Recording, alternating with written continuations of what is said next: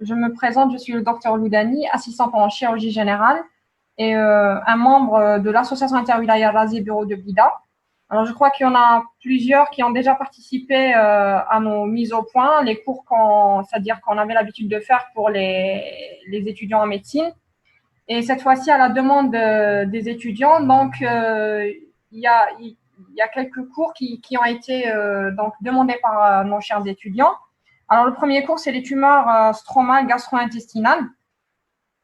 Alors, pour vous dire, c'est-à-dire le but de cette mise au point, c'est-à-dire on ne va pas trop détailler parce que les cours, normalement, vous les avez faits donc au courant de votre cursus. Donc, nous, ce qu'on va faire, c'est essayer, c'est-à-dire de donner ce qui est intéressant à retenir pour vous et de ne pas trop rentrer dans les détails. J'espère que ça va vous plaire. Et puis, en attendant, je vous dis, Sahar Mbankom. Alors, pour commencer, pour définir, alors, les tumeurs stromales gastro-intestinales, comme définition, alors, ce sont bien sûr, avant de commencer, donc bien sûr, toujours, nous allons commencer par le plan de la question. Alors, le plan de la question va comporter donc une définition, bien sûr, un intérêt de la question, un côté épidémiologique, on va parler un peu de l'épidémiologie. On va insister surtout sur l'anatomopathologie, car c'est une entité quand même qui est assez spécifique.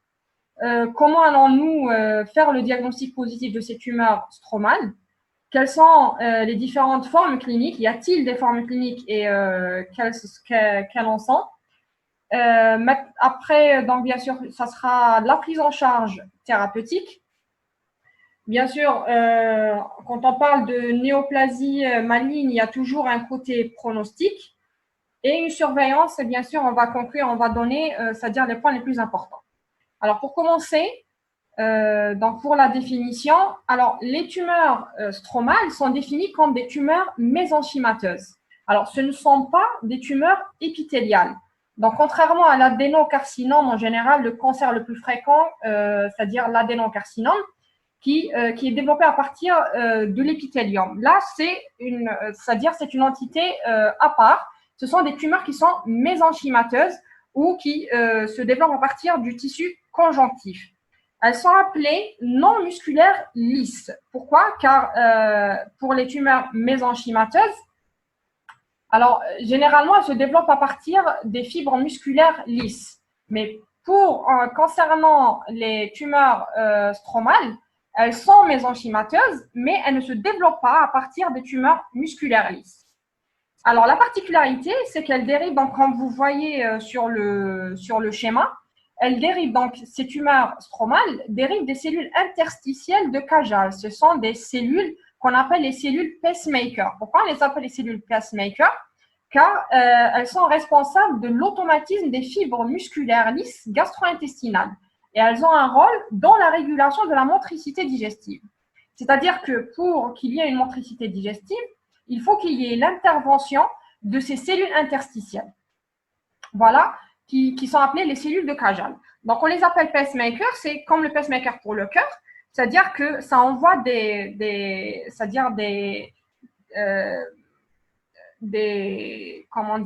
ça envoie des signaux pour lesquels il y aura par la suite donc la motricité des cellules lisses. Donc, il faut, c'est-à-dire bien mettre dans votre tête que les tumeurs stromales se développent à partir de ces cellules de Cajal et pas à partir des cellules musculaires lisses. Voilà une de leurs particularités. Alors, deuxièmement, pourquoi on aborde cette question? Toujours quand on aborde une question, il y a un intérêt de la question. Mais en ce qui concerne les tumeurs stromales, il y a toujours une problématique. Alors, la problématique, c'est qu'en général, le diagnostic de ces tumeurs n'est posé qu'en post-opératoire. Il est vraiment extrêmement rare de poser le diagnostic de tumeur stromale en préopératoire. On peut les suspecter, mais en général, on verra par la suite quelles sont, dans quel cas, on pourra faire le diagnostic en préopératoire. Alors, la deuxième particularité et la deuxième problématique de ces tumeurs stromales, c'est que pour faire le diagnostic de ces tumeurs stromales, on ne peut pas, c'est-à-dire se limiter à l'anatomopathologie classique. C'est-à-dire que si on ne fait pas d'immunohistochimie, on ne peut pas dire il s'agit d'une tumeur stromale ou il ne s'agit pas de tumeur stromale. C'est-à-dire que sans immunohistochimie, on peut les classer en tumeurs mésenchymateuses, mais sans pouvoir dire est-ce qu'il s'agit vraiment d'une tumeur stromale ou pas. Donc, c'est-à-dire qu'il faudra, c'est-à-dire pour dire tumeur stromale, il faudra céder de l'immunohistochimie. Et en troisième lieu, la particularité aussi de ces tumeurs stromales ou les GIST, GIST c'est en anglais, c'est gastrointestinal stromal tumor. Alors, ces tumeurs stromales gastro-intestinales, ils ont la particularité d'être radio- et chimio-résistantes. C'est-à-dire que dans notre panoplie thérapeutique, dans notre panel thérapeutique, on ne pourra pas céder de la radiothérapie ni de la chimiothérapie. Donc, il ne restera que la chirurgie. Et bien sûr, il y aura une molécule, de nouvelles molécules qui rentrent dans le cadre de la thérapie ciblée. On verra par la suite. Alors, nous poursuivons. L'intérêt de la question. Alors, toujours, je l'ai dit et je le redis à chaque fois, quand on fait un cours ou quand on fait une mise au point, il y a toujours un intérêt de la question. Pourquoi on étudie cette question?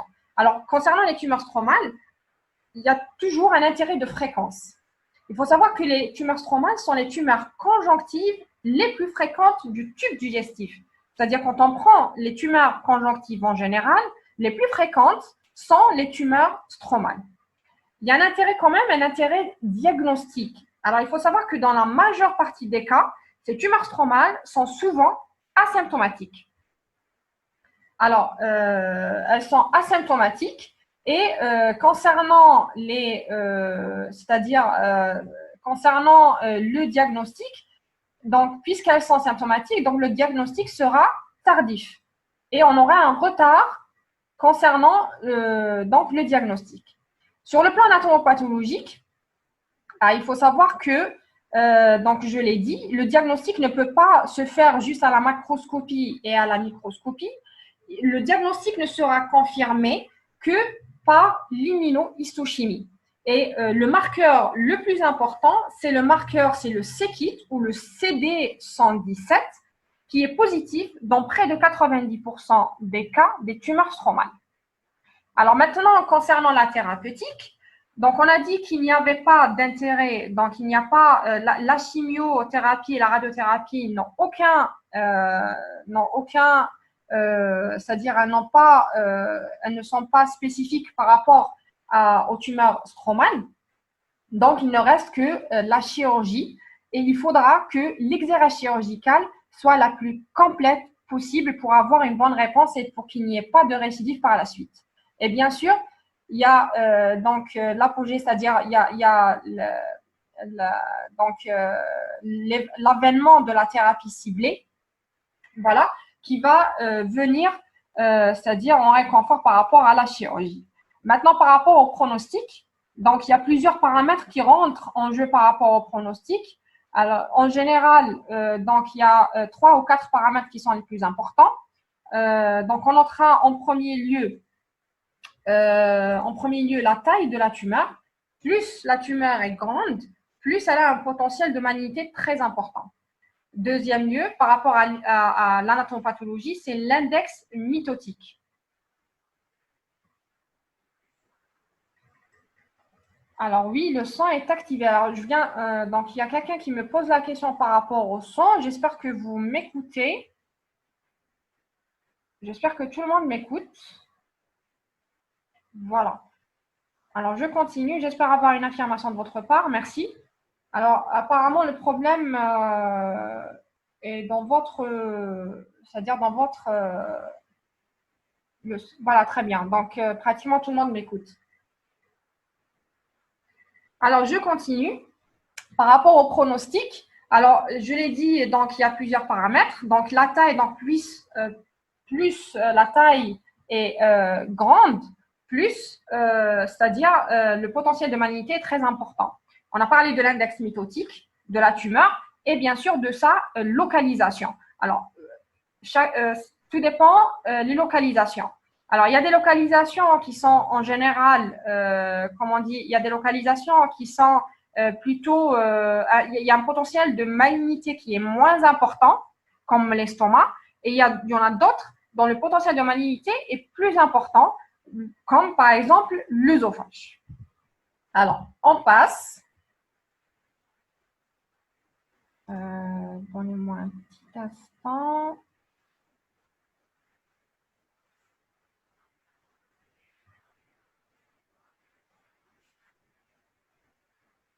Alors, on passe à l'épidémiologie.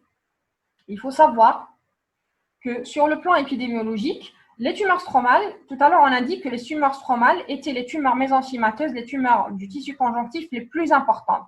Cependant, quand même, elles restent assez rares, car c'est-à-dire la majeure partie des cancers du tube digestif sont représentés par les adénocarcinomes. Et les tumeurs stromales ne représentent que moins de 1% de toutes les tumeurs malignes digestives. Alors, leur incidence, donc l'incidence se situe à environ 15 cas par million d'habitants et par année. Donc, vous voyez, pratiquement, c'est vraiment extrêmement rare. Donc, moins de 1% des tumeurs digestives malignes. L'âge médian, en général, c'est chez l'adulte. En général, environ se situe vers l'âge de 60 ans. C'est entre 55 ans et 65 ans, donc avec une moyenne de 60 ans. Et le sexe ratio est de 1/1, c'est-à-dire qu'il n'y a pas de différence entre les hommes et les femmes. Donc, il n'y a pas de prédominance masculine ni de prédominance féminine.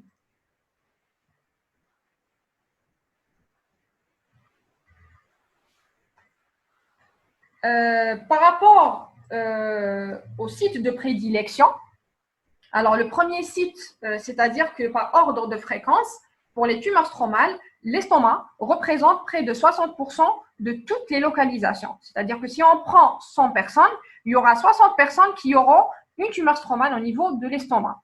Alors, en deuxième lieu, c'est les tumeurs stromales gréliques qui viennent en deuxième lieu avec 30% quand même.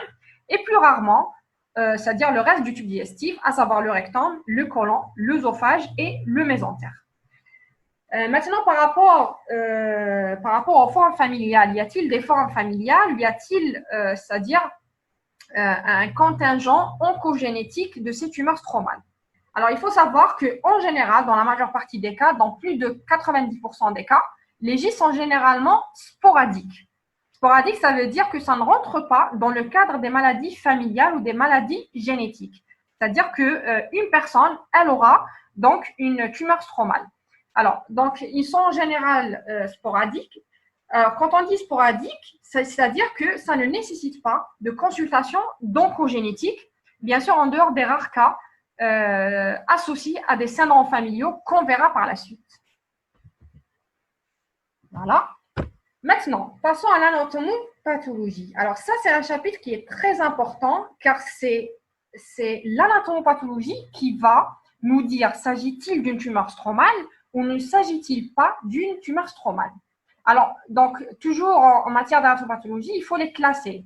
Macroscopie, microscopie, immunohistochimie si on peut l'avoir et par la suite, on verra, il y a un autre élément. Alors, sur le plan macroscopique, quand vous voyez sur ces images, j'espère que vous les voyez bien. Alors, la plupart des tumeurs stromales, la majeure partie des tumeurs stromales, se développent à partir de la musculeuse. Alors, quand on prend l'épaisseur du tube digestif, en général, nous avons la muqueuse, la sous-muqueuse, la musculeuse, la sous-séreuse et la séreuse. Alors, en ce qui concerne par exemple les adénocarcinomes, ils se développent à partir de l'épithélium, c'est-à-dire c'est au niveau de la muqueuse, c'est-à-dire le point de départ se situe au niveau de la muqueuse. Alors, la particularité du tumeur stromale, c'est qu'elle ne se développe pas au niveau de la muqueuse, mais à partir de la musculeuse. Alors, donc, puisqu'elle se développe à partir de la musculeuse, elle va donner quelques particularités qu'on va détailler maintenant. Alors, sur le plan macroscopique, elles peuvent avoir une croissance soit endophytique, soit exophytique, soit une croissance mixte. Alors, que veut dire endophytique? que veut dire exophytique et mixte. Sur le plan macroscopique, comme vous voyez sur la première image, j'espère que vous la voyez bien. Alors, on voit en endoscopie. Ça, c'est une image endoscopique. Et on voit ici, c'est-à-dire la voussure, cette voussure, c'est la voussure de la tumeur stromale.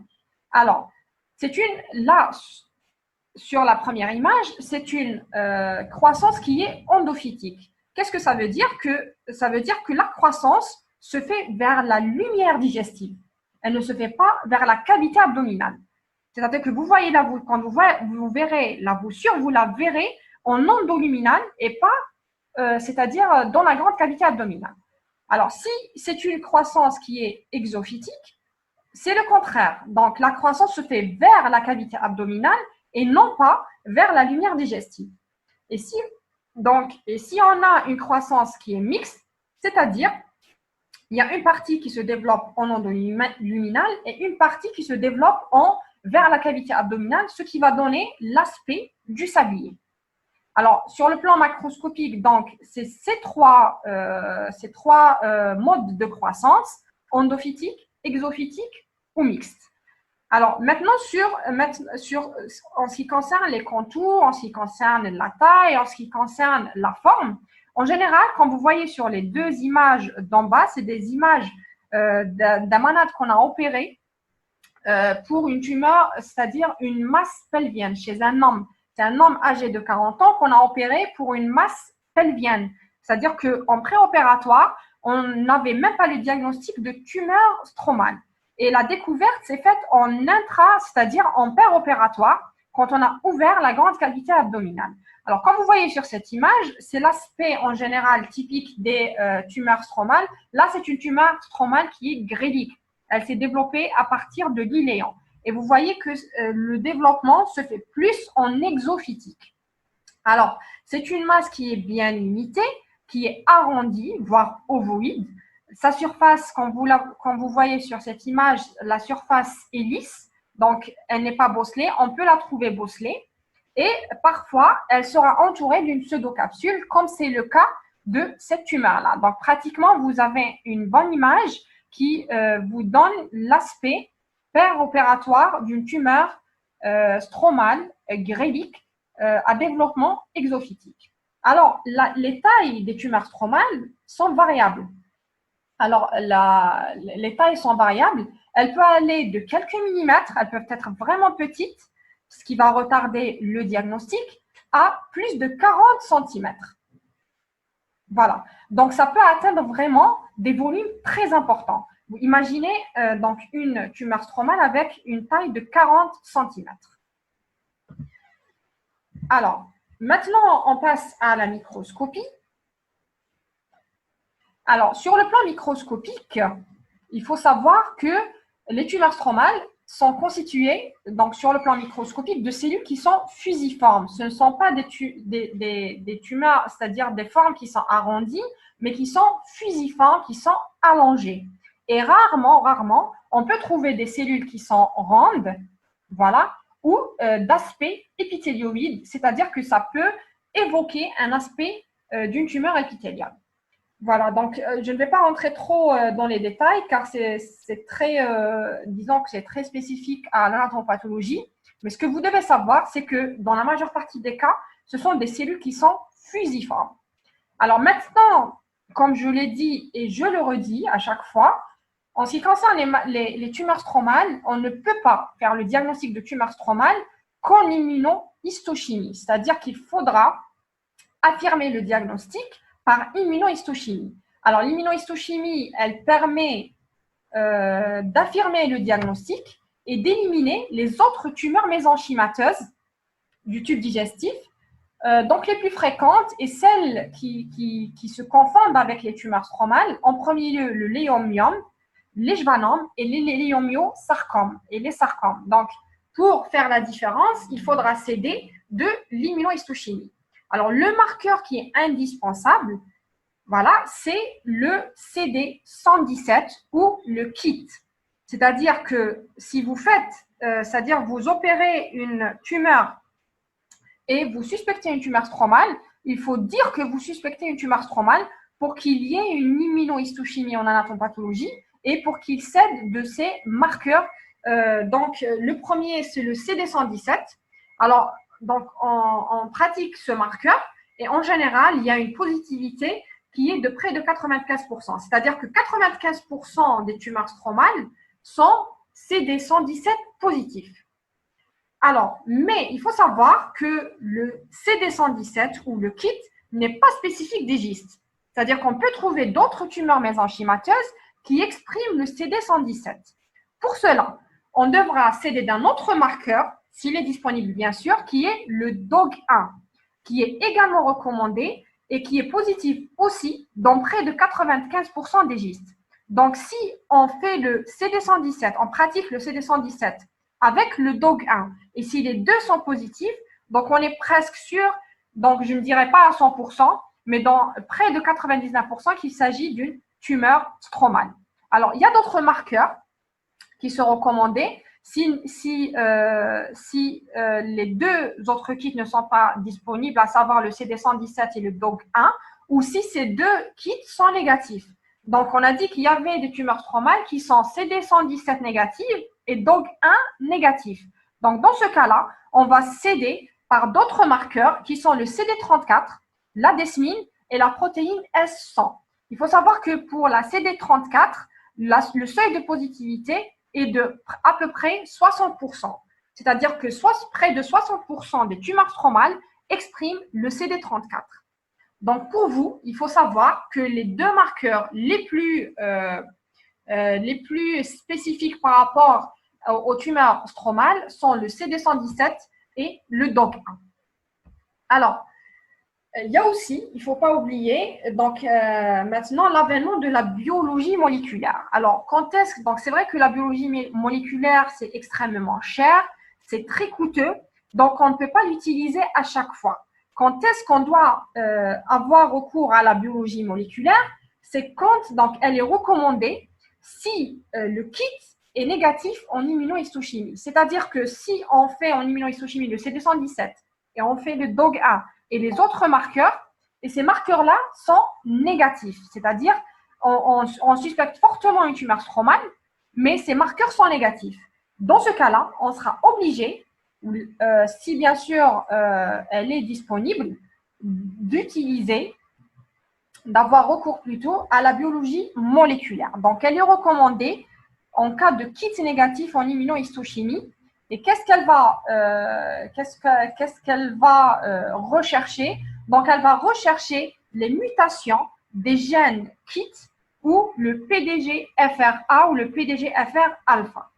C'est-à-dire que, on va revenir un peu en arrière, sur le plan moléculaire, les tumeurs stromales sont responsables, donc il y a une mutation des gènes KIT et ou du gène le PDGFR alpha ou le PDGFRA. Donc, puisqu'il y a une mutation de ces deux gènes, donc en immunohistochimie, donc on va avoir recours au CD117 qui est le marqueur du kit, ou en biologie moléculaire, on va rechercher les mutations de ces gènes. Et il faut savoir, ici on est en Algérie, d'accord? C'est-à-dire que ce n'est pas toujours disponible. La biologie moléculaire est extrêmement coûteuse et on ne peut pas l'utiliser pour tous les patients. Donc, pour cela, il faut s'aider, il faut avoir recours plutôt à l'immunohistochimie. Voilà. Je le redis une dernière fois, le CD117 et le DOG1 en premier lieu. Vous pouvez avoir recours en second lieu au CD34, à la desmine et à la protéine S100. Mais si tout ça est négatif et que vous avez une forte possibilité de tumeur stromale, là, on aura recours à la biologie moléculaire où on recherchera les mutations des gènes KIT ou le PDGFRA. Voilà, j'espère que c'est assez clair. Je sais que je me suis attardée sur l'anatomopathologie, car c'est ça le plus important. C'est une des particularités du tumeur stromale. Alors, maintenant, on passe au diagnostic positif. Alors, pour le diagnostic positif, en général, le diagnostic, il est très retardé. C'est-à-dire, pour faire le diagnostic des tumeurs stromales, mais en général, le diagnostic ne se fait que entre 3 et 18 mois du début de la symptomatologie. Pourquoi? Car en général, les tumeurs stromales sont peu symptomatiques. Voilà, et elles ont une évolution qui est assez lente, ce qui va engendrer un retard diagnostique. Donc en général, le diagnostic se fait entre le 3e et le 18e mois.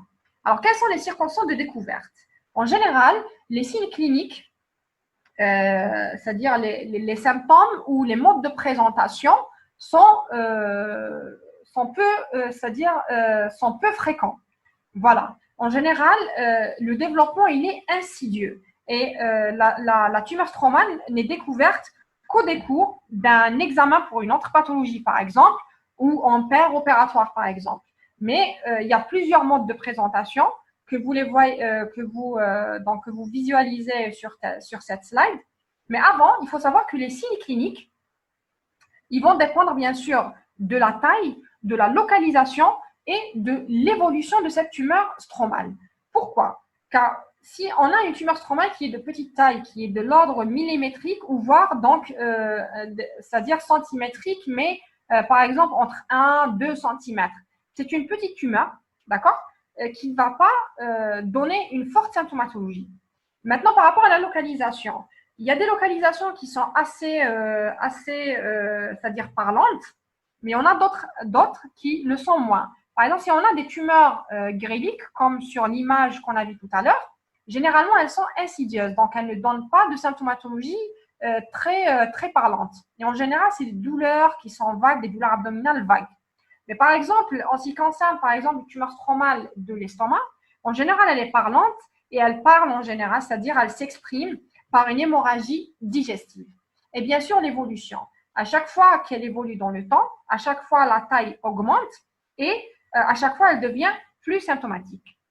En ce qui concerne maintenant les modes de présentation, les plus fréquents, donc on a dit qu'en général, elle est insidieuse, mais pour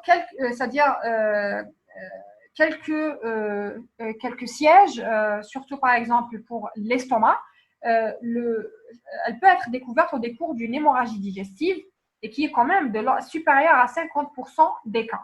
Donc, on peut avoir une douleur abdominale, soit spécifique ou des douleurs qui sont vagues, soit une masse intra-abdominale si la tumeur sa taille dépasse à peu près une dizaine de centimètres, voire 20-40 centimètres, ou, comme je l'ai dit tout à l'heure, au décours d'une découverte, c'est-à-dire au décours une découverte fortuite lors d'un autre examen pour une autre pathologie. C'est-à-dire, par exemple, on fait une échographie pour autre chose, pour un contrôle, ou on fait une fibroscopie pour des épigastralgies, etc. Et on peut tomber sur une tumeur stromale qui n'est pas symptomatique.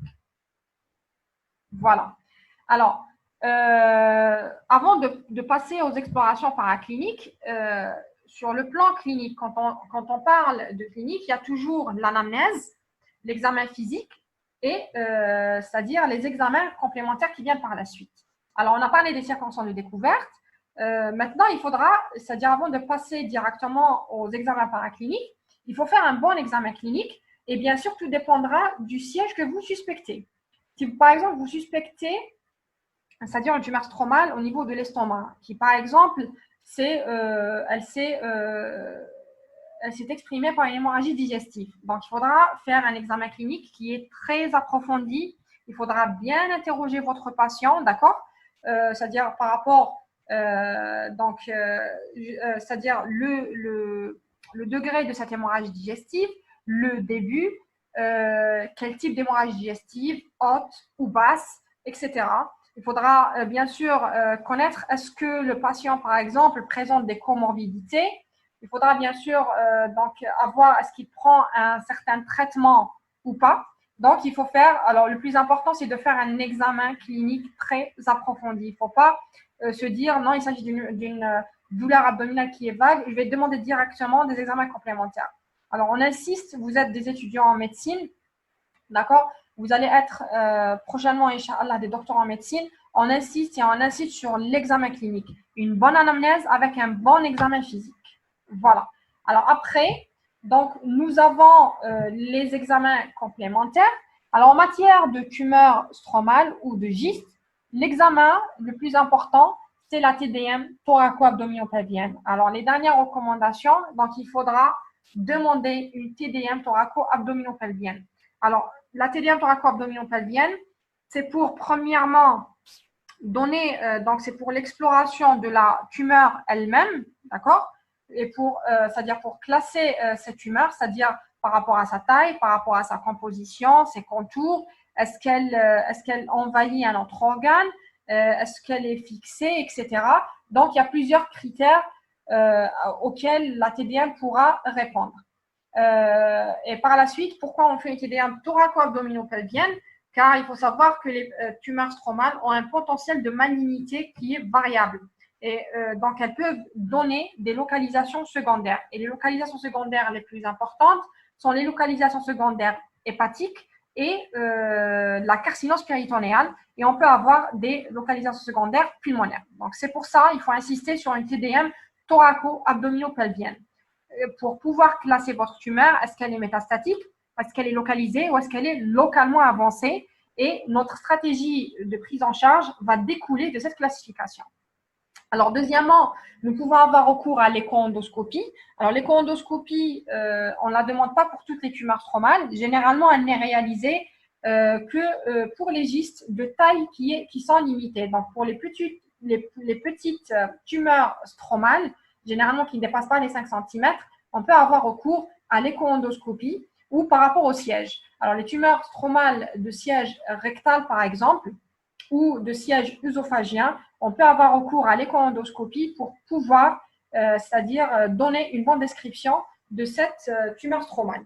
Et on peut bien sûr, à travers cette écho-endoscopie, faire des biopsies qu'on détaillera par la suite. Alors maintenant, nous avons donc un autre examen qui est important, c'est l'IRM. Alors l'IRM, généralement, surtout c'est l'IRM pelvienne, notamment en cas des gystes du rectum, pour voir s'il y a une infiltration du mésorectum, s'il y a une infiltration des organes de voisinage, etc. Donc, mais l'examen le plus important, c'est la TDM thoraco-abdominopelvienne. Il y a aussi le TEP scan ou le PET scan.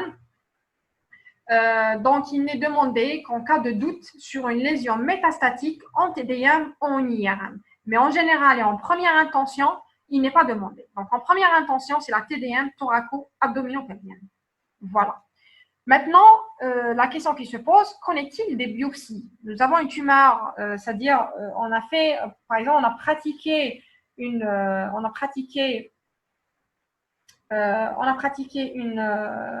TDM thoraco-abdominopelvienne, on a pratiqué une fibroscopie pour une hémorragie digestive haute, et on tombe sur une tumeur qui est sous-muqueuse, etc., qui soulève la muqueuse.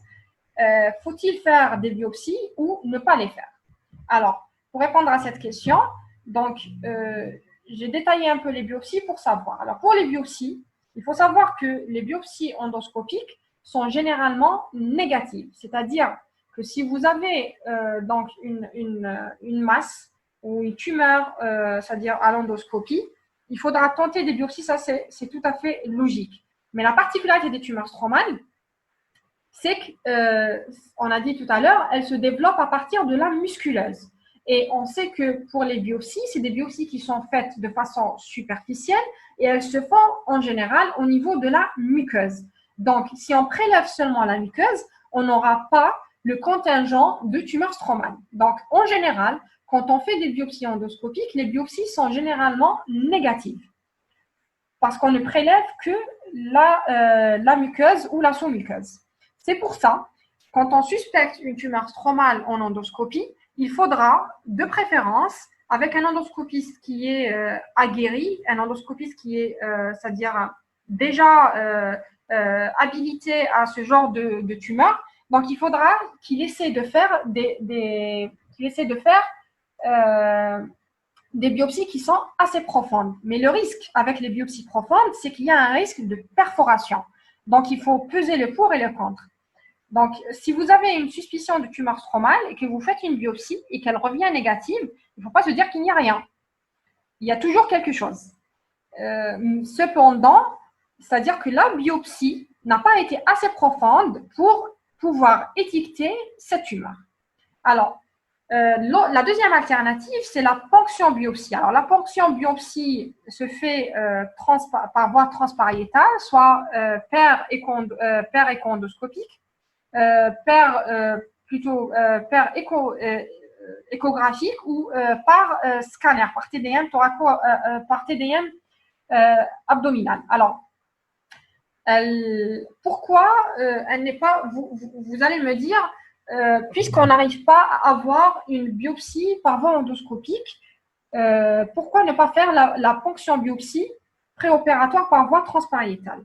Alors, je vais vous répondre et je vais vous dire que le risque des ponctions biopsie transpariétales, c'est qu'il y a un risque de dissémination. Alors, le risque de dissémination, c'est-à-dire que si vous avez par exemple une volumineuse masse qui est de 20 cm, etc., et vous essayez de faire une ponction biopsie. En faisant la ponction biopsie, il faut savoir que les tumeurs stromales, c'est-à-dire elles peuvent avoir un contingent kystique, un contingent hémorragique et un contingent nécrotique. C'est-à-dire il y a de la nécrose à l'intérieur, il y a une partie qui est kystique et il y a une partie qui est hémorragique à l'intérieur. Donc, si on essaie de faire une ponction par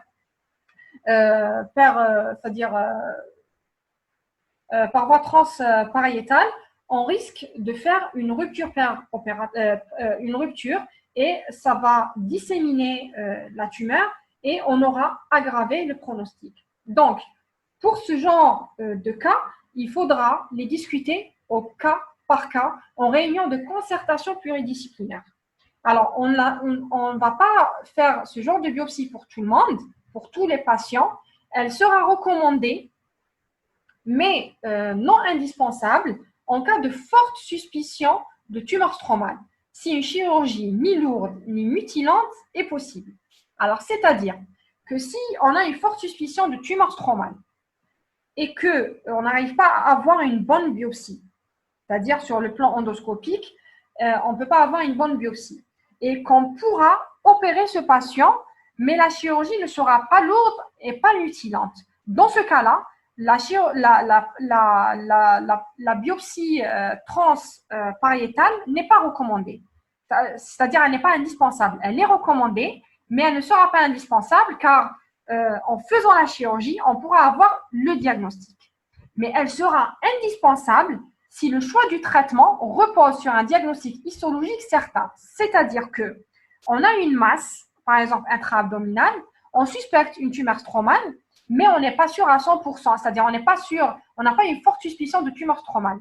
C'est-à-dire on peut dire qu'il s'agit d'une tumeur mésenchymateuse, mais il pourrait s'agir d'un sarcome. Il pourrait s'agir d'un léomyome, une tumeur qui est bénigne.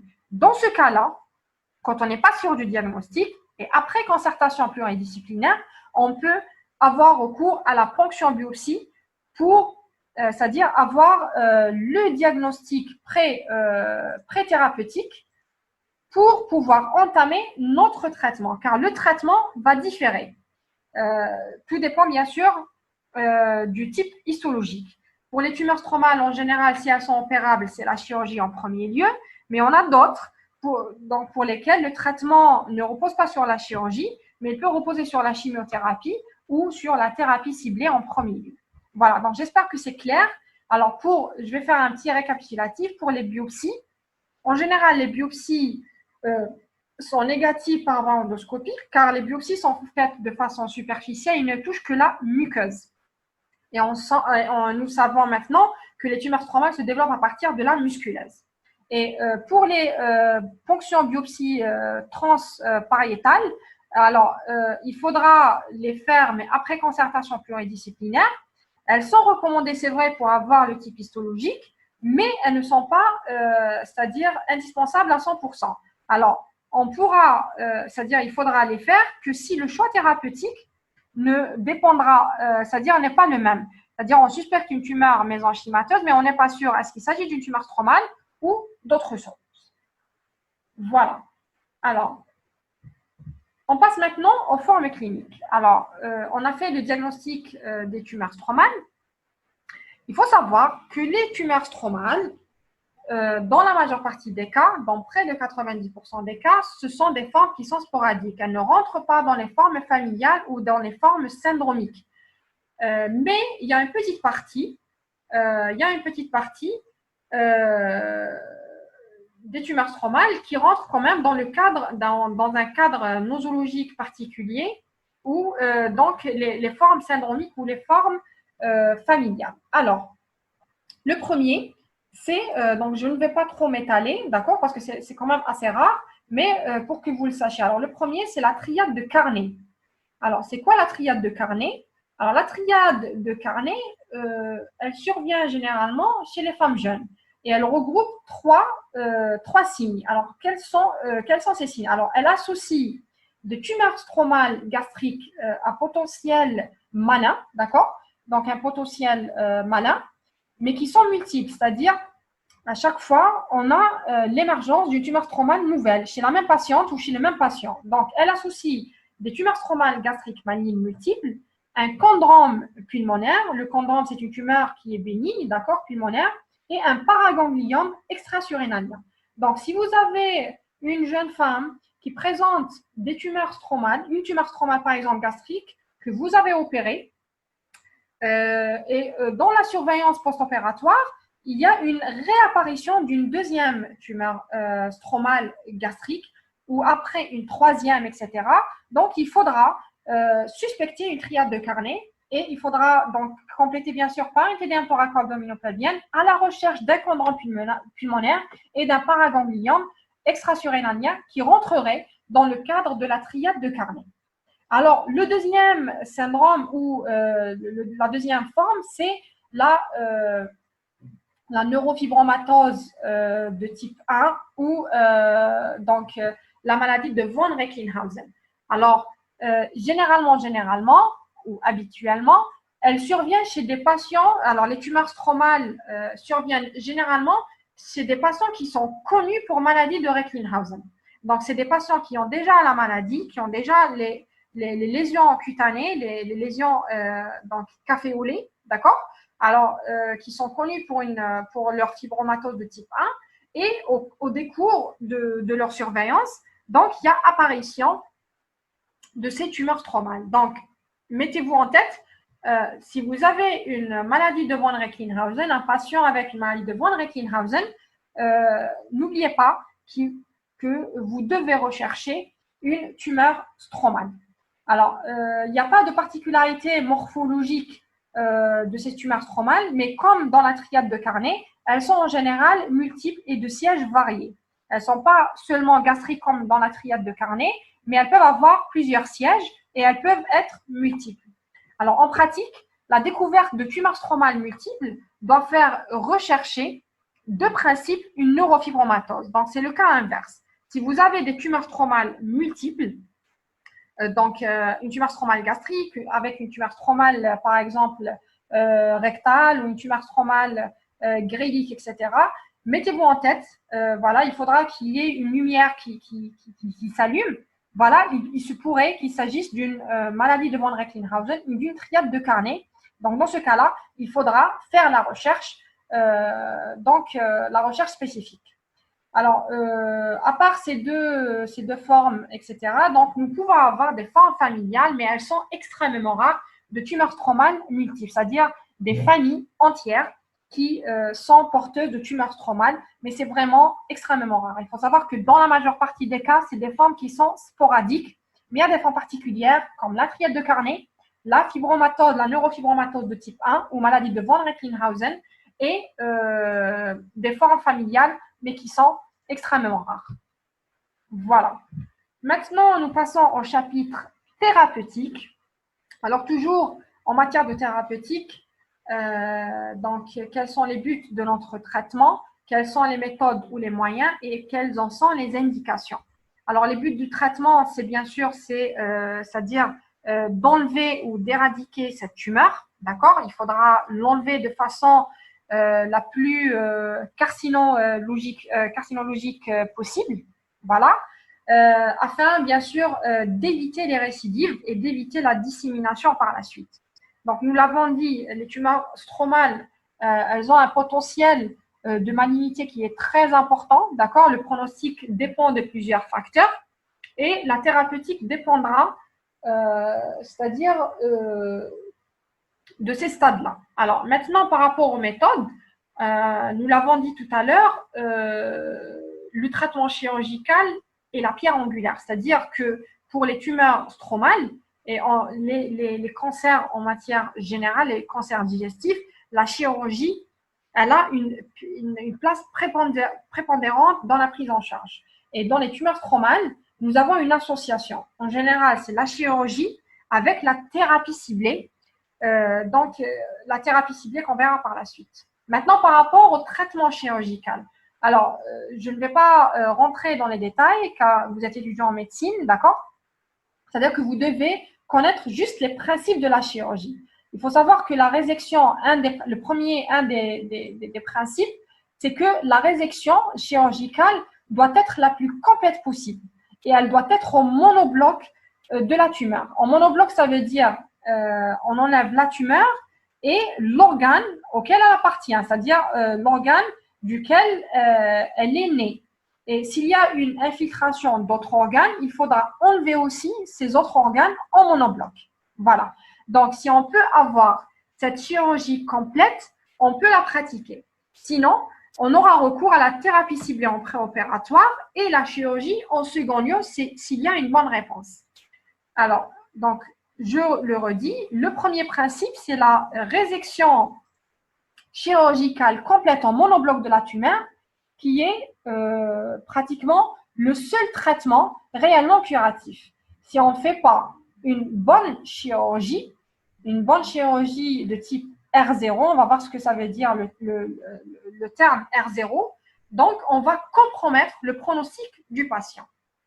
Deuxièmement, il est essentiel d'éviter la perforation préopératoire. On a parlé tout à l'heure de la perforation préopératoire par le biais de la ponction biopsie par voie transpariétale. Et là, il faudra à tout prix éviter aussi en préopératoire car aussi ça va compromettre le pronostic de la maladie. Alors, il est essentiel d'éviter une perforation préopératoire qui va entraîner un risque de récidive majeur du fait d'une dissémination péritonéale. Alors, tout à l'heure, nous avons dit que les gystes peuvent avoir donc plusieurs composantes à l'intérieur d'eux et à chaque fois que la taille augmente, à chaque fois qu'il y a une augmentation de la taille, à chaque fois qu'on trouvera plusieurs composantes. Donc, une composante kystique, une composante nécrotique, hémorragique, ce qui va rendre cette tumeur stromale fragile. Et en la mobilisant en préopératoire, on risque de provoquer une rupture ou une perforation préopératoire. Donc, il faudra faire très attention en manipulant les tumeurs stromales. Troisièmement, ou le quatrième point, c'est donc, bien sûr, il est important d'avoir une résection. Tout à l'heure, on a dit une résection de type R0. La résection de type R0, ça veut dire que sur le plan microscopique, on a enlevé toute la tumeur. On n'a pas laissé de résidus microscopiques. Alors, il y a trois types de résection, qui est le grand R. Alors, il y a une résection de type R0, il y a une résection de type R1 et il y a une résection de type R2. Alors, la résection de type R0, c'est-à-dire qu'on a enlevé la tumeur dans sa totalité, que ce soit sur le plan macroscopique ou sur le plan microscopique. Ça, c'est ce qui est appelé le R0. Le R1, c'est-à-dire que sur le plan macroscopique, le chirurgien, il croit avoir enlevé toute la tumeur, mais sur le plan microscopique, il y a des résidus quand même qui sont restés à l'intérieur, c'est-à-dire, par exemple, c'est une tumeur qui est classée T4, c'est-à-dire qu'elle infiltre déjà la séreuse et qui est déjà passée à un organe de voisinage. Et là, c'est considéré comme une résection de type R1. Et la résection de type R2, c'est-à-dire que même sur le plan macroscopique, on a laissé un résidu préopératoire, c'est-à-dire que le chirurgien le constate de lui-même. Donc, pour les tumeurs stromales ou pour les tumeurs malignes en général, donc il faudra de préférence, l'idéal, pas de préférence, mais l'idéal, c'est de faire une résection de type R0. Voilà. Donc, bien sûr, la résection de type R0 se fait bien sûr sur les tranches de section viscérale, c'est-à-dire qu'on n'a pas laissé de résidus microscopiques. Alors, comme vous le savez, quand on parle de néoplasie, on parle en général de curage ganglionnaire. Alors, quand on parle de curage ganglionnaire, c'est-à-dire qu'on va enlever tout le tissu cellulo-graisseux qui accompagne cette tumeur qui est dans l'air qui entoure cette tumeur. Alors, en matière de tumeurs stromales, en général, les tumeurs épithéliales, c'est-à-dire les adénocarcinomes, on doit accompagner la résection tumorale d'un curage ganglionnaire car elle a donc un potentiel donc de métastase ganglionnaire très important. C'est pour ça qu'on fait le curage ganglionnaire. Alors, une des particularités aussi des tumeurs stromales, c'est que les métastases ganglionnaires sont rares par rapport aux tumeurs stromales. Donc, c'est pour ça que le curage ganglionnaire n'est pas systématique. Mais si en père opératoire, par exemple, on découvre par exemple qu'il y a une adénopathie qui est suspecte, il y a un ganglion par exemple qui est suspect, on ne va pas faire de curage ganglionnaire, mais on va faire ce qu'on appelle le picking, c'est-à-dire on va prélever cette adénopathie pour examen anatomopathologie. Donc, une particularité, je l'ai dit et je le redis, c'est que le curage ganglionnaire n'est pas systématique. Donc, j'insisterai sur donc les principes de chirurgie. Il faut faire une résection la plus complète possible, en monobloc de préférence, idéalement plutôt, et une résection de type R0. Et le curage ganglionnaire n'est pas systématique, car le potentiel de métastase ganglionnaire est très rare. Alors, on a parlé de la chirurgie. Alors, le deuxième chapitre par rapport à la thérapeutique, c'est la thérapie ciblée. Alors, la thérapie ciblée, tout à l'heure, on a parlé de des mutations génétiques, c'est-à-dire il y a une mutation du KIT et il y a une mutation du PDG FRA. Donc, puisqu'il y a une mutation, c'est-à-dire que ces dernières années, voilà, et donc il y a eu la découverte de cette molécule. Donc, il y en a plusieurs, mais la plus utilisée et celle qui est utilisée en première intention, c'est l'imatinib. Voilà, l'imatinib, donc qui est une thérapie ciblée, c'est-à-dire qu'elle va cibler directement, elle va donc le médicament va directement cibler donc ces mutations, etc. Donc, alors l'efficacité, il faut savoir que l'efficacité de l'imatinib a été établie dans les gystes localement avancés, d'accord, et dans les formes métastatiques. C'est-à-dire qu'au début, à la découverte de ces molécules-là, donc de la thérapie ciblée, surtout de l'imatinib, il n'a été indiqué en premier lieu que pour les formes localement avancées ou pour les formes métastatiques. Quand on parle de formes localement avancées, c'est-à-dire que la tumeur elle a déjà envahi d'autres organes de voisinage, d'accord? Elle est déjà fixée, par exemple, ou elle a envahi un autre organe de voisinage. On appelle ça une forme localement avancée. Une forme localisée, c'est-à-dire que il y a la tumeur elle-même et l'organe lui-même seulement qui est atteint. Donc, il n'y a pas eu donc, de dissémination ou d'invasion vers un autre organe de voisinage. Et la forme métastatique, bien sûr, donc il y a des localisations secondaires dans d'autres organes, surtout. Donc, le plus important, c'est le foie et la grande cavité péritonéale. Donc, en premier lieu, l'imatinib, il a été utilisé pour les formes localement avancées, voire pour les formes métastatiques. Mais par la suite, ces indications ont été élargies en situation adjuvante à la chirurgie. Quand on parle de situation adjuvante, quand on parle de traitement adjuvant, c'est-à-dire adjuvant à la chirurgie, c'est-à-dire que ce traitement se donne après l'acte chirurgical. Là, on parle de thérapie adjuvante. Et quand on parle de néoadjuvant, le néoadjuvant, c'est avant la chirurgie. Il faut faire la différence. Donc, quand on parle de thérapie ciblée néoadjuvante, c'est avant l'acte chirurgical. Et quand on parle de thérapie ciblée en adjuvant ou de chimiothérapie en général, de radiothérapie en général en adjuvant, c'est-à-dire que ça se fait après la chirurgie. J'espère que c'est clair. Donc, voilà. Donc là, une des particularités aussi, je le redis, des tumeurs stromales, c'est qu'elles répondent à une bonne chirurgie et accompagnées, selon les indications, d'une thérapie ciblée en adjuvant ou des fois en néoadjuvant. Alors, qu'en est-il de la chimiothérapie cytotoxique? Donc, la chimiothérapie, elle n'est pas efficace pour les tumeurs stromales. Donc, elle n'a aucune indication pour les tumeurs stromales ou les gystes. Donc, la chimiothérapie cytotoxique. La radiothérapie, c'est la même chose. Donc, elle n'a aucun intérêt par rapport à la tumeur primitive et elle n'est utilisée que ponctuellement. C'est-à-dire, on peut l'utiliser. Elle n'a vraiment que de rares indications qui sont, donc c'est des indications à visée symptomatique, c'est-à-dire c'est des tumeurs qui sont vraiment très douloureuses pour lesquelles on va donc utiliser la radiothérapie pour diminuer la tumeur. Ou pour les tumeurs qui sont fixées. Par exemple, nous avons, donc je prendrai l'exemple d'une tumeur, stromale rectale, d'accord, qui est fixée, dans ce cas-là, on pourra accéder de la radiothérapie pour essayer de la faire mobiliser pour pouvoir pratiquer la chirurgie par la suite.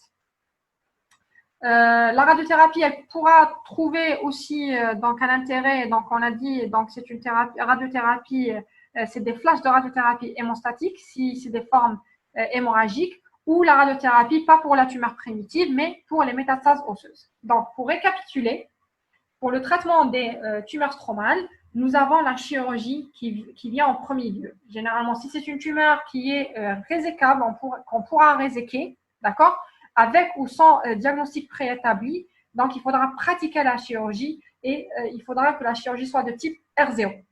Deuxièmement, la thérapie ciblée. La thérapie ciblée, généralement, elle se fait pour les formes localement avancées ou pour les formes métastatiques. Là, c'est les indications de premier lieu. Et elle peut être utilisée en situation adjuvante à la chirurgie ou en situation néo-adjuvante si la tumeur vraiment elle est très importante. C'est pour diminuer, pour réduire la taille de la tumeur, pour faciliter la chirurgie par la suite. Car si on pratique la chirurgie sans la thérapie ciblée en néo-adjuvant, ça sera une chirurgie mutilante et il y a un risque de dissémination de la tumeur. Et en ce qui concerne la chimiothérapie et la radiothérapie, pratiquement elles n'ont aucun bénéfice, donc il n'y a aucun intérêt et elles ne sont pas efficaces par rapport aux tumeurs stromales. Et pour la radiothérapie, c'est juste pour les formes, pour les complications, c'est-à-dire pour l'hémorragie, pour un flash hémostatique, à visée symptomatique par rapport à la douleur ou pour les localisations secondaires osseuses. Voilà. Désolée. Voilà. Où en étais-je? Voilà. Donc, on a parlé donc des buts, des moyens. Maintenant, on va passer aux indications. Alors, quelles sont les indications de notre traitement? Avant tout, quand on parle de néoplasie maligne, quand on parle de cancer en général, il ne faut jamais entamer ou c'est-à-dire commencer n'importe quel traitement sans réunion de concertation pluridisciplinaire. C'est-à-dire qu'en matière de néoplasie, il faudrait qu'il y ait donc une réunion qui regroupe le chirurgien, qui regroupe le médecin oncologue, le radiothérapeute, l'anatomopathologique, le radiologiste, le radiologue plutôt, et de cette réunion va découler une stratégie de prise en charge. C'est-à-dire que ce n'est pas le chirurgien qui va prendre en charge le malade tout seul ou l'oncologue qui va prendre en charge le malade tout seul. C'est une prise en charge qui est multidisciplinaire et qui va être stratifiée après concertation. Alors, nous allons bien sûr classer les tumeurs en tumeurs localisées, tumeurs localement avancées et tumeurs métastatiques. Donc, on va commencer par les tumeurs localisées.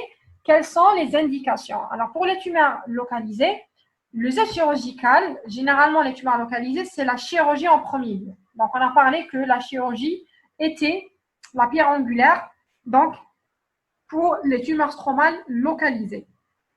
Alors, le geste chirurgical, bien sûr, dépendra du siège de la tumeur. Une tumeur stromale rectale ne va pas être donc traitée de la même façon qu'une tumeur stromale gérique. Alors, si la lésion est résécable, si la tumeur stromale est résécable, c'est-à-dire elle n'envahit pas un autre organe qu'on ne pourra pas réséquer en opératoire, ou elle n'est pas fixée, par exemple. Donc, si la tumeur est résécable, un traitement néoadjuvant par imatinib n'est pas indiqué. Donc, je l'ai dit que si, dans le cas contraire, c'est-à-dire que si la lésion est vraiment très volumineuse et la chirurgie qui va découler par la suite, elle va être mutilante ou donc il y a un risque de dissémination, il y a un risque de rupture très important. Dans ce cas-là, il faudra commencer par un traitement néoadjuvant par imatinib. Dans le cas contraire, si c'est vraiment une forme qui est localisée, une toute petite tumeur par exemple, grélique ou au niveau de l'estomac, donc le geste chirurgical suffira et on n'aura pas recours à la thérapie ciblée. Alors, pour l'imatinib, la thérapie ciblée, il peut être indiqué, mais après réunion de concertation pluridisciplinaire, en simplifiant la chirurgie, je l'ai dit, si c'est une chirurgie mutilante, donc on va commencer par la thérapie ciblée pour essayer de réduire la taille de la tumeur pour faciliter la chirurgie, voilà, et permettre une résection moins mutilante. Moins mutilante, c'est-à-dire que, par exemple, on va prendre toujours, je reviens à la tumeur stromale du rectum, avec envahissement ou en contact où vraiment, elle est vraiment donc près du sphincter. Là, on peut céder de la thérapie ciblée en néoadjuvant, c'est-à-dire avant la chirurgie, pour essayer de réduire la taille de la tumeur, pour que la chirurgie soit conservatrice par la suite et on pourra par la suite préserver le sphincter, par exemple. Là, c'est juste un exemple. Donc, pour les tumeurs localisées, la chirurgie et une résection de type R0. Voilà. Et si la tumeur est très importante, dans ce cas-là, on pourra donc céder par la thérapie ciblée qui va essayer de diminuer la taille ou, voilà, pour pouvoir par la suite faire la chirurgie, une chirurgie moins mutilante. Pour les formes localisées toujours, maintenant par rapport au siège. Donc, je vais vous donner quelques techniques par rapport au geste chirurgical. Donc, nous allons commencer par l'estomac, par exemple. Je vais prendre l'exemple de l'estomac. Si la tumeur elle est de siège antral, c'est-à-dire que la tumeur se situe au niveau de l'antre ou au niveau du fundus, on va, c'est-à-dire on n'est pas comme dans l'adénocarcinome où on est obligé de faire une chirurgie réglée, ça veut dire une gastrectomie totale, une gastrectomie des 4/5e, etc. Donc, en matière de tumeur stromale, et on a dit qu'il n'y avait pas c'est-à-dire il n'y avait pas de métastase ganglionnaire très importante, donc il n'y aura pas de curage ganglionnaire, donc il n'y aura pas de chirurgie réglée. Donc, ça sera une gastrectomie atypique. Donc, c'est une petite tumeur qui se situe au niveau antral ou fundique. On va donc pratiquer une gastrectomie, c'est-à-dire une ablation d'une partie de l'estomac qui sera faite de façon atypique, où vous allez donc trouver le terme de wedge rejection en anglais. Donc, c'est une résection qui est atypique. Alors, si la tumeur au niveau de l'estomac se situe au niveau, donc vraiment elle est très haute, se situe en péricardial ou en pylorique, c'est-à-dire très basse, elle peut nécessiter une chirurgie réglée, une gastrectomie réglée. C'est-à-dire que tout dépendra du siège de la tumeur et de sa taille. Alors, en cas de volumineuse tumeur, bon, si c'est une tumeur qui est volumineuse, même si, par exemple, elle se situe au niveau antral, mais elle est vraiment très volumineuse, dans ce cas-là, une gastrectomie totale peut être imposée car c'est des contraintes qui sont anatomiques. Donc, je le redis, tout dépendra du siège de la tumeur et de sa taille. Donc, de cela va découler la stratégie de prise en charge. Alors, pour le grêle, par exemple, en général, comme vous l'avez vu auparavant sur l'image précédente, au niveau du grêle, généralement, c'est des résections qui sont segmentaires. Voilà, généralement, c'est des résections segmentaires du grêle avec un rétablissement de la continuité dans le même geste opératoire. Alors, pour le duodénum, le type de chirurgie aussi, c'est comme l'estomac, il dépendra de la localisation et de la taille tumorale. Si elle se situe au niveau de la tête du pancréas, on sera peut-être obligé de faire une duodéno-pancréatique-tomie céphalique. Si elle se situe au niveau de la queue, là je parle du pancréas, pardon, plutôt on est au niveau du duodénum. Donc la chirurgie, donc le duodénum. Donc si elle se situe au niveau du deuxième duodénum, par exemple, là on sera obligé de pratiquer une duodéno-pancréatictomie céphalique. Et si par exemple elle se situe au niveau du troisième et quatrième duodénum, là on sera obligé, donc la stratégie sera une duodéno-jéjunectomie avec un rétablissement de la continuité. Donc, pour vous, ce qui est important, je ne vais pas rentrer trop dans les détails de technique chirurgicale, la stratégie thérapeutique dépendra du siège et de la taille de la tumeur. En ce qui concerne le rectum et le côlon, donc c'est une chirurgie qui est réglée et c'est celle qui est recommandée car c'est des impératifs anatomiques et des impératifs bien sûr carcinologiques. Voilà. Maintenant, on passe aux tumeurs localement avancées. Qu'en est-il des tumeurs localement avancées? Alors, pour les tumeurs localement avancées, l'exérèse chirurgicale large, on l'a dit, elle peut être parfois mutilante. mutilante car déjà, il y a une infiltration, par exemple, d'autres organes et cette chirurgie va être mutilante. Donc, elle n'est pas indiquée en premier lieu. Donc, on aura recours à la thérapie ciblée en néoadjuvant. Donc, l'exéra chirurgicale, si elle est mutilante, il faudra commencer par la thérapie ciblée. Et s'il y a une bonne réponse à la thérapie ciblée en néoadjuvant, on pourra compléter par la chirurgie. Voilà. Sinon, donc c'est l'indication de la thérapie ciblée seule. Et pour les formes métastatiques, généralement, la chirurgie ne trouve pas, elle n'est pas indiquée dans les formes métastatiques. Et les formes métastatiques répondent principalement à la thérapie ciblée.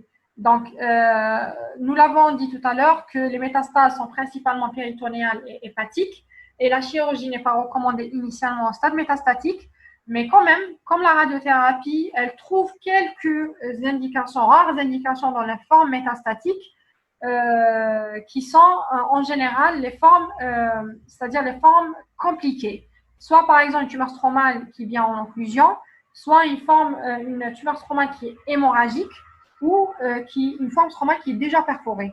Là, on est obligé de faire le geste chirurgical car il s'agit d'une urgence, c'est une forme qui est compliquée. Mais dans les autres formes métastatiques qui ne sont pas compliquées, c'est l'indication de la thérapie ciblée seule. Alors, le principal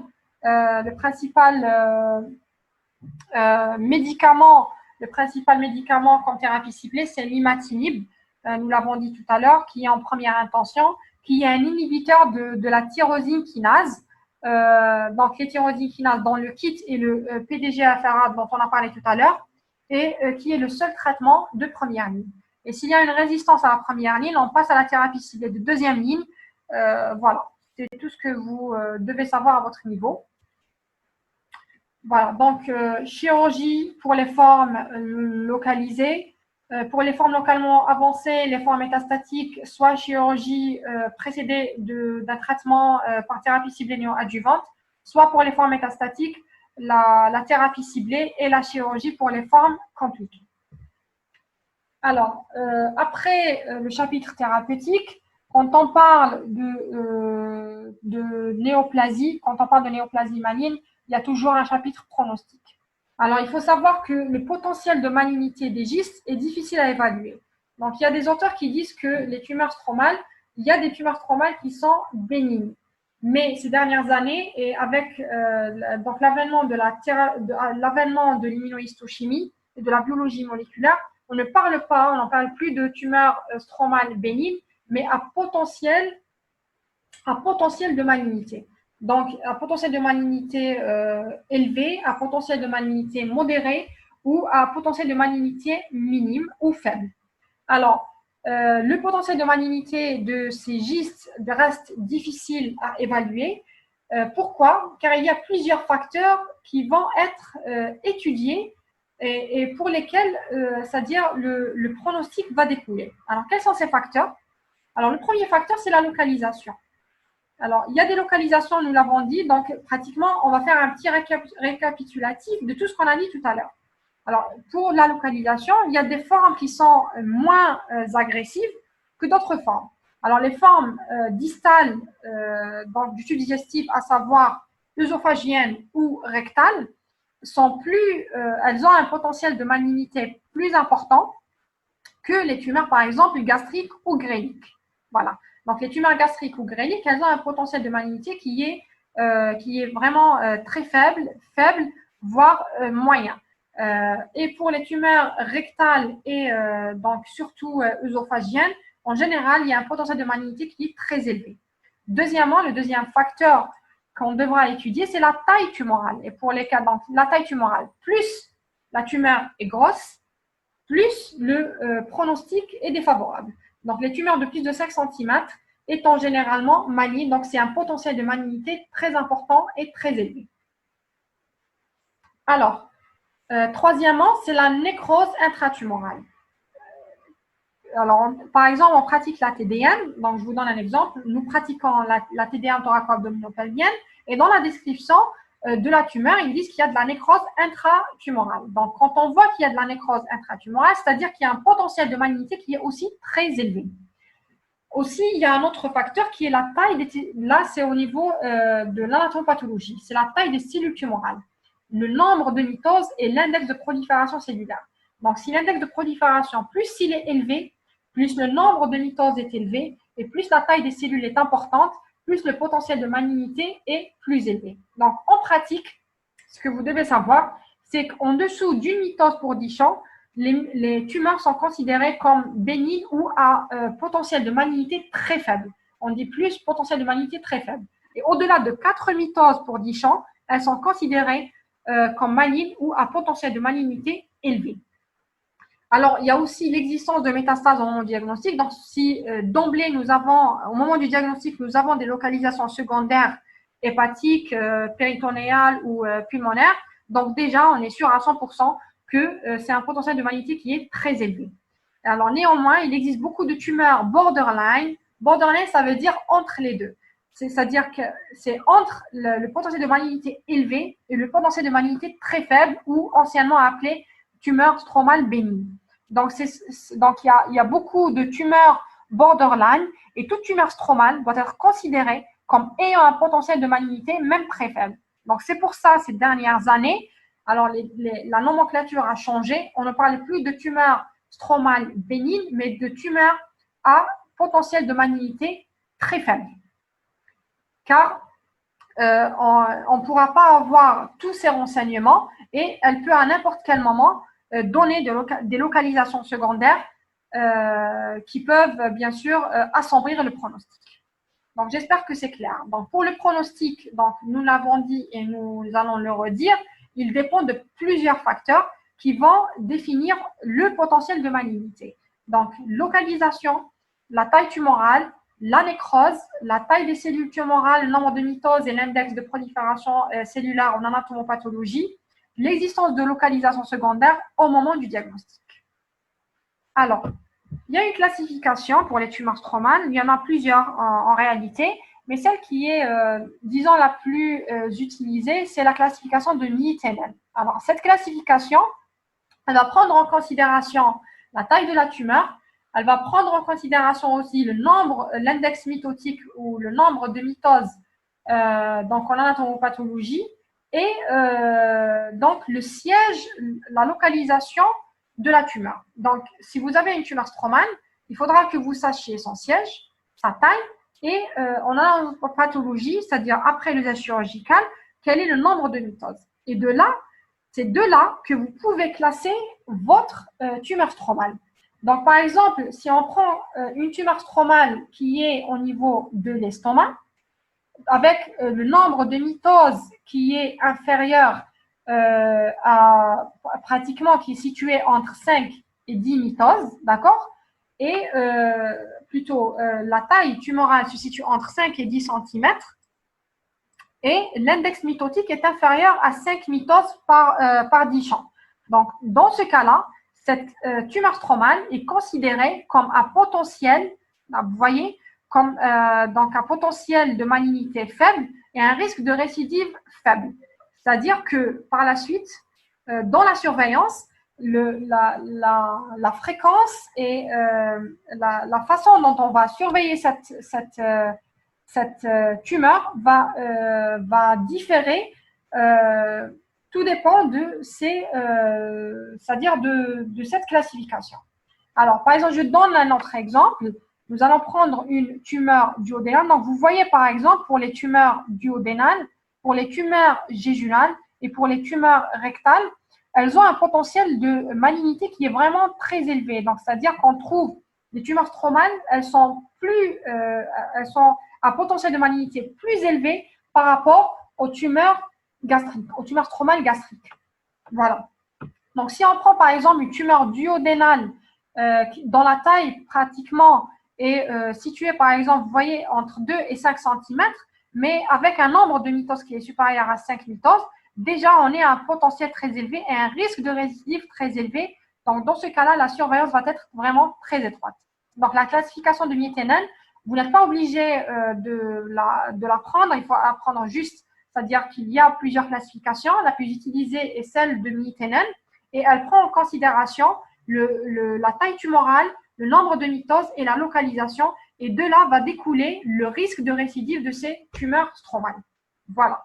Donc, j'espère que c'est clair par rapport au pronostic. Alors, le dernier chapitre avant de clôturer, c'est le chapitre de surveillance. Alors, en matière de surveillance, donc les tumeurs sont un risque, donc je l'ai dit tout à l'heure, donc on va classer les tumeurs stromales à risque élevé, à risque intermédiaire, à faible risque et à très faible risque, ou l'a anciennement appelé les tumeurs stromales bénignes. Donc, pour les tumeurs stromales à risque élevé, donc il faudra une surveillance stricte. Et cette surveillance, elle va être clinique par un examen clinique bien conduit, une TDM donc abdominopelvienne tous les 3 à 4 mois, puis jusqu'à plutôt 3 ans, donc tous les 3 à 4 mois jusqu'à 3 ans, puis tous les 6 mois jusqu'à 5 ans, puis de façon annuelle. Donc la surveillance va être vraiment très stricte. Donc la surveillance on va insister dans la surveillance sur l'examen clinique et la TDM abdominopelvienne, mais en général c'est une TDM thoraco-abdominopelvienne. Donc, pour le thoracique, on ne le fait pas chaque 3 à 4 mois, mais de façon annuelle.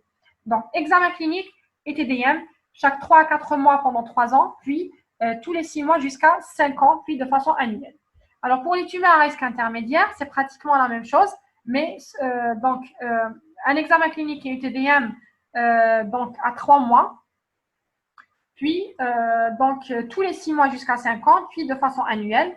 Pour les tumeurs à faible risque, en général, donc c'est un examen clinique et un scanner abdominopelvien à 6 mois, pas à 3 mois, puis de façon annuelle jusqu'à 5 ans. Et après, donc la surveillance s'arrête. Et pour les tumeurs à très faible risque, donc il n'y a pas de surveillance systématique car elles sont considérées comme étant des tumeurs stromales bénignes. Voilà. Alors, pour conclure, alors je dirais, donc j'insisterai sur, donc on va insister sur la problématique qu'on a abordée au début. Donc ce sont des tumeurs qui restent quand même rares, moins de 1% de toutes les tumeurs malignes digestives. Voilà, donc elles ont un potentiel de malignité. Et la découverte, bien sûr, la découverte récente de l'implication du gène le c-KIT dans la pathogénèse de tumeurs stromales a permis de progresser dans le diagnostic et la prise en charge thérapeutique de ces tumeurs. Donc, ça a pratiquement fait une révolution dans la prise en charge thérapeutique. Il faudra insister, bien sûr, dans la prise en charge, comme dans toutes les néoplasies malignes. Il faudra insister sur les réunions de concertation pluridisciplinaire. Donc, il va regrouper les différents praticiens qui vont prendre en charge ce type de néoplasie, à savoir les pathologistes, le biologiste, le radiologue, l'oncologue et le chirurgien. Et bien sûr, le traitement spécifique par la thérapie ciblée par l'imatinib, le traitement spécifique a transformé radicalement le pronostic des tumeurs stromales en général et même celles à un stade avancé et métastatique. Car au départ, on disait que les stades avancés ou métastatiques, pratiquement le pronostic était vraiment très réservé, alors qu'actuellement, avec l'avènement de la thérapie ciblée, le pronostic est meilleur, même pour les formes localement avancées ou métastatiques. Voilà, j'espère, je vous remercie pour votre attention.